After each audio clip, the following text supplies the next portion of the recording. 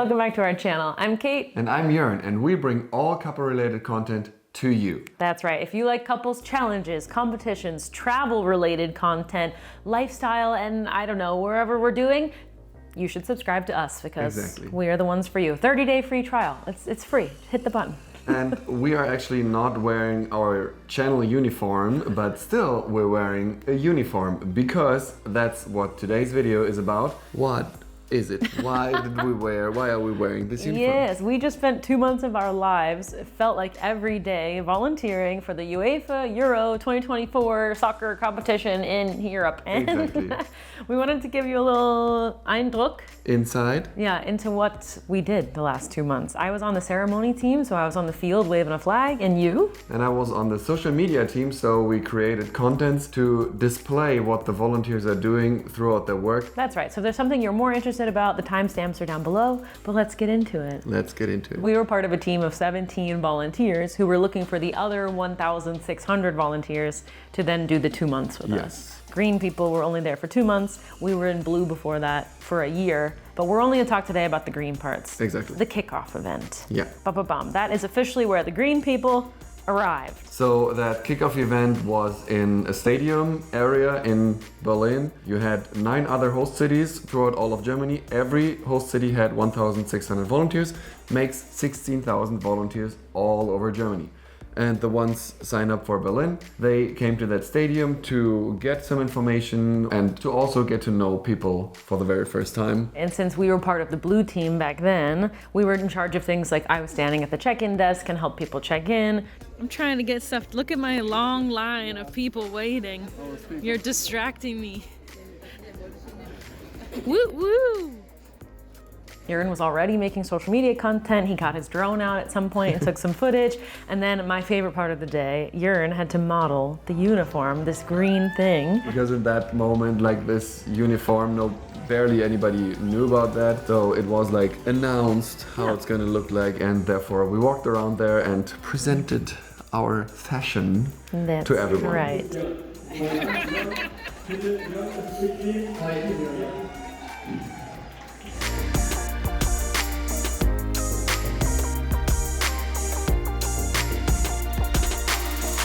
And then at the end of all of the blah, blah, blah of people introducing themselves and all that kind of stuff, then we were given food and drinks in the side of the stadium. But before that... Like in the beer garden area. Yeah, in the beer garden area. But before that, Jörn had taken a drone shot of all the volunteers. We were trying to make a big V for volunteer. And it pretty much worked except for one big tree in the way. But you can't have it all, you know? But that was really fun, and you got to know some volunteers already, and we already made friends where we were like, okay, we want to see you again during this tournament. Yeah. And that was a lot of fun and was really exciting to later see those people again. Yeah. Because the next step is how a social media day for a volunteer like me looks like.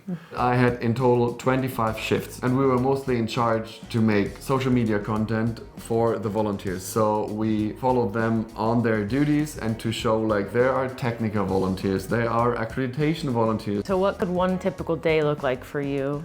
Like the days without the game day usually is like I get there, then we're gonna check like, okay, which volunteers are on duty today and what are they doing? Like we had drivers, for example, this guy has to be driven from A to B and all that stuff. So we try to show all these different parts volunteers are involved in to post that on social media, and we film it with our phones and also edit it and then offer it to the headquarters, and they say like, cool, I can build it in on this day, whatever. So they have like a continuous social media schedule. Yeah, if you go to this Instagram handle, you'll be able to see everything that Jörn edited mixed in with all the other cities, but anything that's Berlin based, which you can usually tell by the landmarks and stuff, Jörn probably had a hand by Jörn's team. Yes.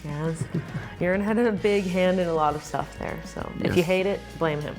It was a lot of fun to always see like your reel got posted, and then when people know that you did that, they were like, yeah, that's so cool, I saw that on social media, and mostly, I hope so, they liked it. Yeah.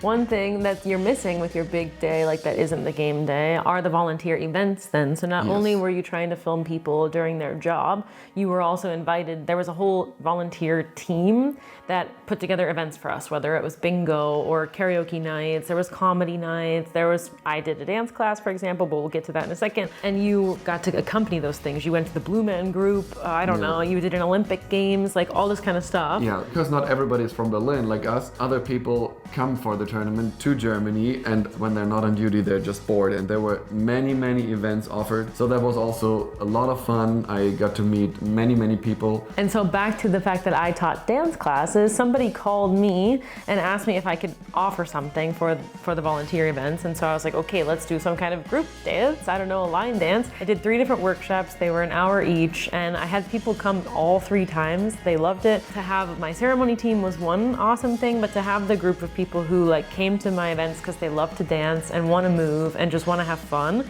and knowing them made my experience even more It's fun. because she's always very humble and would never say that people were totally amazed.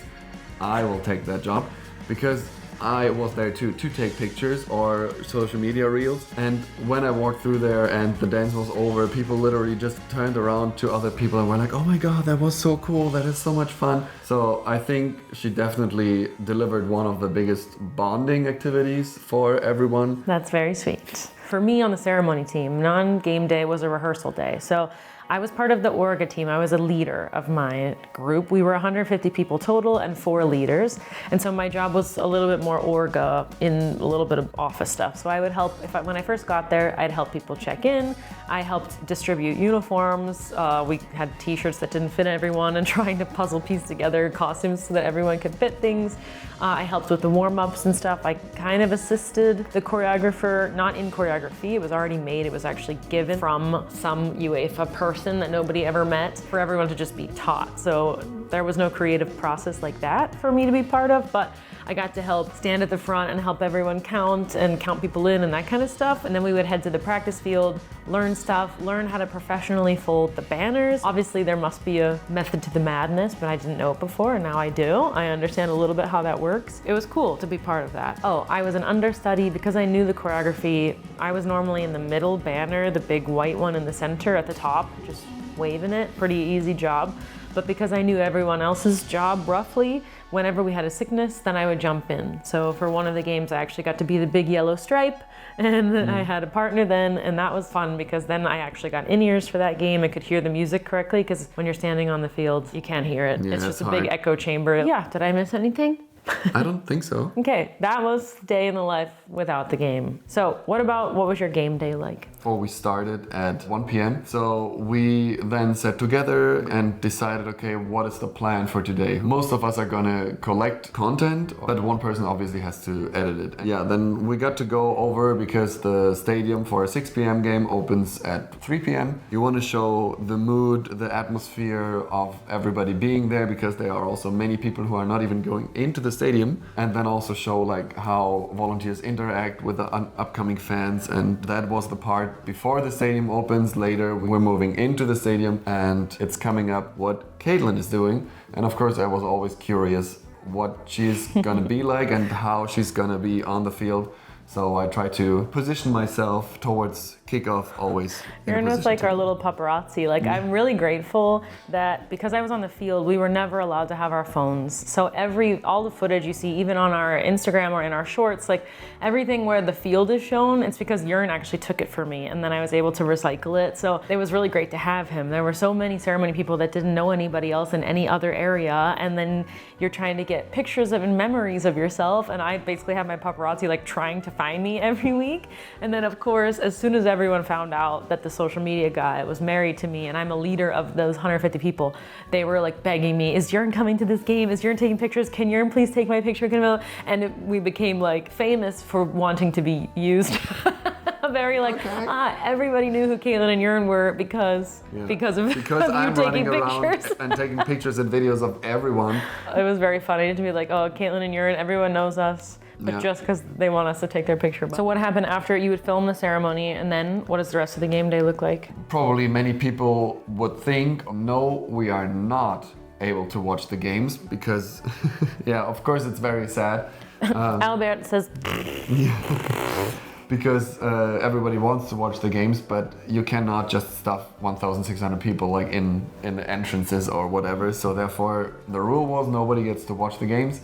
And Our team actually had to work during the game time because we already had to process the pictures and the real content. So when the kickoff happened, I basically made a turn and walked out of the stadium and went to the volunteer center to start working on the footage that we had and start editing. You are working as fast as you can. The shift usually went until 11 o'clock or midnight, and hopefully get a good feedback from the headquarters that they say like, this was good, I'm gonna post it like that, and not we have to change this, have to fix this, you have to blur in accreditation or stuff like that, because then your work just takes longer. Yeah, okay, so game day for me the beginning feels exactly like the normal rehearsal day. So like when I would get there, I'm there before everyone else with my little team of 4. We're checking people in, helping deal with uniforms, giving out food. We all got lunch packets like with sandwich and a banana and a thing of water, like that kind of stuff was happening.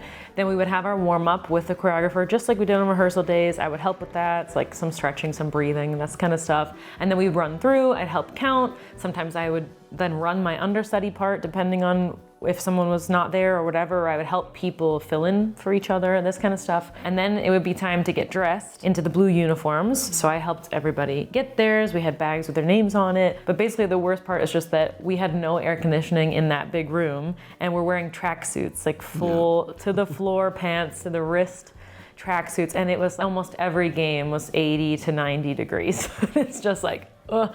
So we get dressed. Then we walk to the stadium an hour before we actually perform. So we're standing in the tunnel. We have to line up. If you were doing the stripes, you got an in-ear so that you could hear the music better because you had more musical cues.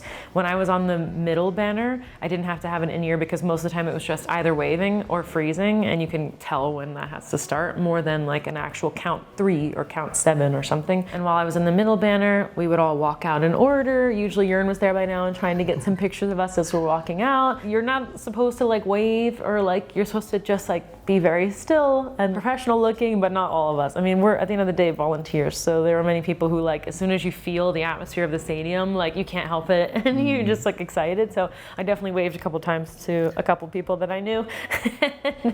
Walk on the field. The song plays, and then we put the banners down. The 2 national anthems play for each of the countries that are playing that day, and then you have to do a strike out of the banner, which just means as fast as you can, you run at each other with the banner flying up in your face, and then you run off the field, and that was the literal thing. Once we got off the field, we were, unfortunately, like Jörn, shuttled so fort out of the stadium like sheep. I always said we were like herded out, and they were really making sure that we didn't get in.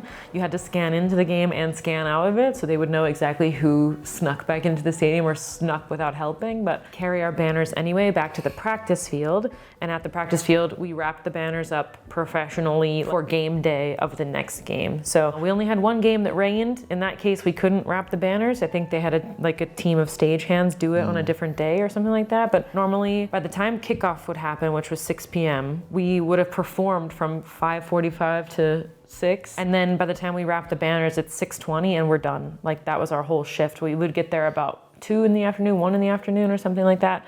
So our whole shift was quite short on a game day. It was much easier than rehearsal day. Rehearsals were more like 10-hour days. But also when you say like you were shuttled out of the stadium, I had to work during that time of the game. But where do all the other volunteers watch the games? Oh, that's true. So in our room where you'll see like all the footage was where we had 4 TVs there and we would set the games up there. But because of the no AC and there's no snacks, no drinks, anything like that, people ended up going to the volley center. So we would just shut all the TVs off, lock the room, and I would also go to the volley center, which was nice because that's where Jörn was having his. And that's where the AC was. Yes, and they had AC and drinks and snacks, and then people from different departments, so you could meet other friends and people I knew from dancing and stuff like that. So while Jörn is sometimes sitting with me while the game is on, he's like working and editing something. I'm just free having some pretzels, drinking a Coke, and watching the game. But actually, you are not the only one who was like that. You were waiting for me, but many people also stayed for the whole game. Just stayed there, mingled around, gathered with other volunteers and talked, or played table tennis, or kicker, or cornhole. They had cornhole. On like the 3rd game, they brought cornhole out, and I was like, wow! They did limit, each person got 1 drink a day, which is a lot when you have an 8-hour or 10-hour shift. Like water you can have. Water you can have, that's true. Water was unlimited, but 1 soft drink a day felt a little bit like a scarcity mindset. Like, that was a little dramatic, I felt like. And then for the snacks, if you asked for gummy bears, they would pull the container down and like give you 2 gummy bears into like a little paper bag. So I think UEFA when you see this, because you will, I think you could have made the volunteers feel a little bit more vol. Yeah. By just letting them have 3 gummy bears instead of 2. I think it wouldn't have broken UEFA's bank, I think, not being an accountant myself. But I do think that was some days that felt a little ridiculous. And I would be kind of hungry on some shift days. Okay, enough of the shade. We talked about all the regular game days, but Berlin was lucky to be also the final city, and we had the Euro 2024 final there between Spain and England. And what was different on that day? What changed for the ceremony team? Instead of only volunteers on the field like we had for the first 5 games, they had also dancers now for the final. They also had One Republic, Leonie, Medusa came, and then we have like a real stage on like pyrotechnics. Like obviously the finale is different kind of choreo than the choreo we had before. So while the dancers, who were not green volunteers, were in rehearsals, I was there doing their costume stuff. So things I learned in college back then, like how to sew things, putting on a button, organizing who gets what shoe, what size shirt, and blah, blah, blah, this kind of stuff in the costume department for 3 days. And then when my team was called to rehearsal, then we learned what we do on the field. And what we did on the field was a lot less than what we did before, if I'm honest, and that's because we were just volunteers. But I got to be on the England jersey. Also, when the jerseys come out on the field, if you look at this part of the jersey, that would be my little head there, waving the jersey on the England side. And then the same thing happened, like the 2 national anthems played, and I got to stand there and watch the players come on the field, and then again, like strike out of the banner as fast as you can and run the heck out of there. But the ceremony before that was then 2 different songs. One song with a choreographer from TikTok somehow that does a lot of the hand choreography, so the dancers had these blue gloves, which on the screen looked really cool, but I felt like in the stadium itself was kind of empty. But anyway, that's just my opinion. You can look up the final ceremony on YouTube as well and see it for yourself. So it's 1 song of hand choreography, 1 song of fire with Medusa, One Republic, and Leonie, and they were singing live. You can also hear that you can tell that they're singing live when you hear it on the YouTube video.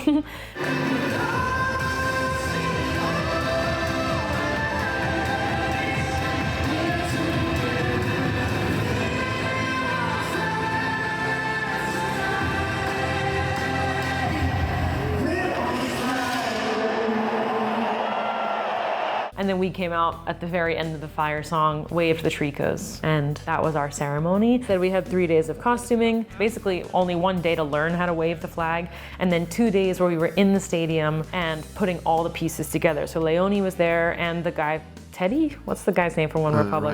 Ryan Tedder. Ryan Tedder. So Teddy. Yeah, that's what. You know, we're tight because I saw him in real life. So Leonie and Teddy were there for both of those rehearsals. That was where we weren't allowed to have our phones. We could only have our phones 1 day in the stadium. So I have a little bit of footage, but not a lot. And they were really strict about this because they didn't want the final ceremony being leaked before the final ceremony. That's clear. So yeah, so we had 3 days of costume, 3 days of rehearsal, and then the final ceremony, which was just literally, I think I was on the field for 6 or 8 counts, plus the 2 national anthems and stuff. But so much pyrotechnics, that helped with the dancing being quite slim.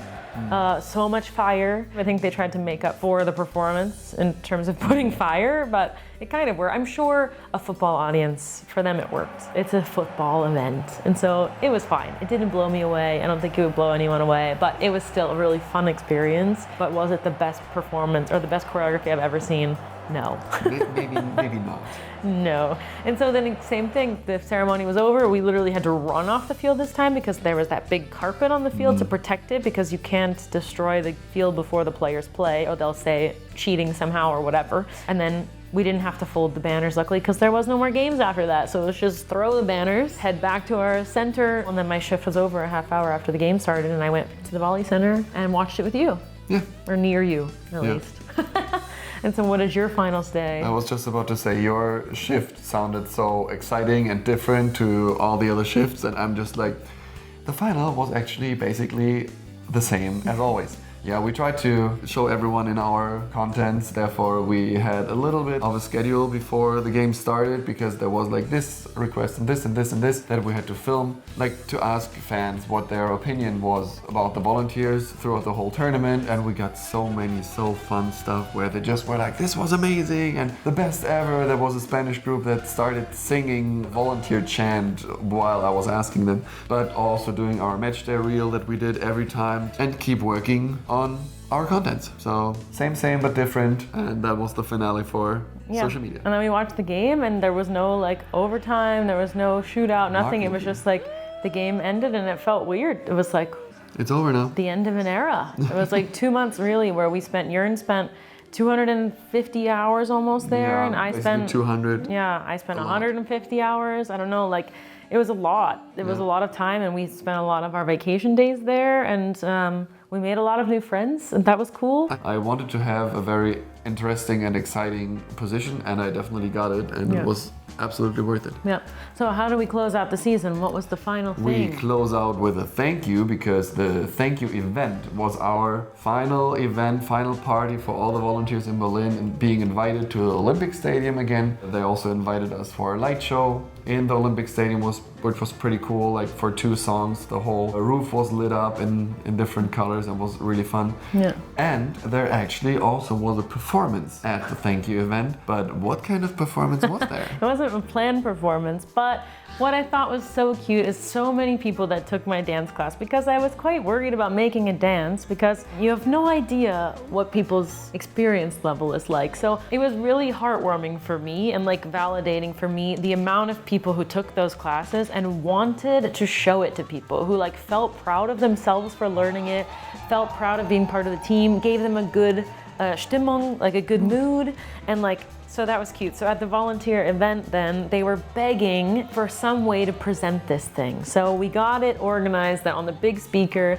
they would play the fire song twice in a row, and we could go out onto the one courtyard and just start dancing it. So the first time it played, I faced all the people that were standing there and danced it with everyone. And the second time I thought, you know what, I want to enjoy it with the people who want to do it with me. So then I faced them again like I was teaching their class, like that. We did get many people who had never learned it, like whoever wants to join, like it's not that hard, just join. Like they watched the first song, like we're doing it again, come out, come out, come out.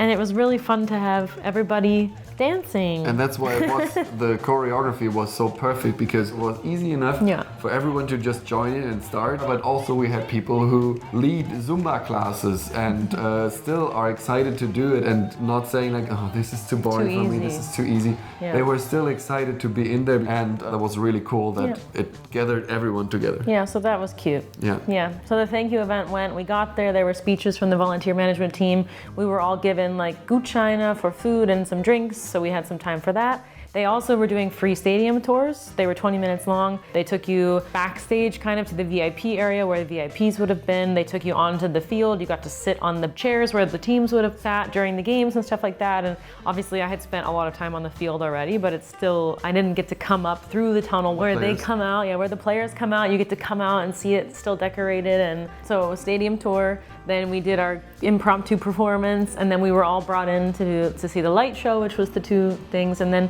we were able to stay there till I think 12:30 was the party. We probably left around 11:30. It was a nice way to kind of say goodbye to the event, especially since the finale of the game itself kind of ended ended. Like a game ends, yeah. But like so it was a nice way. We came on the very next day, did the party, and had one last hurrah with everyone. Yeah, that was really cool. So I can definitely say it was 100% worth to do it. It's obviously not our first volunteering job, but the first one that goes for such a long time for so both intense, of us together. I guess, is so an intense time, because 2 months is actually not long, but the fact that we were there pretty much at any day, one of us had a shift. We pretty much didn't see each other for these last 2 months unless we were in the tunnel together taking pictures of each other. So we do other projects that are longer, but this was quite an intense 2 months. Yeah, I also think it was worth it. I think it was fun. We got our little Albert.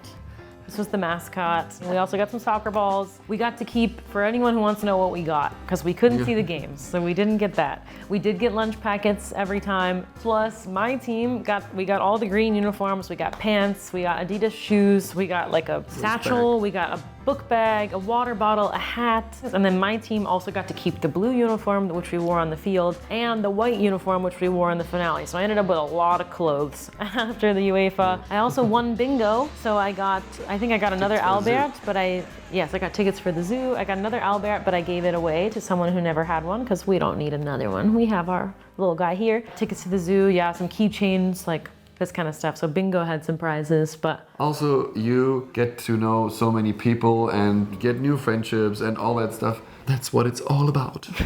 That's right. Well, if you have any questions, because this was so much and because we had 2 totally different job descriptions, we don't want to make you sit here for an hour of this video. So if you have any questions, don't forget to write us. You can write in the comments. We'll answer a bunch. Yeah, otherwise, thanks for listening to however long this was, this chit chat. And we hope you enjoyed it. And don't forget to like and subscribe. Share it with your friends. Yep, that's and right. See you in the next video. Bye. Bye. Bye.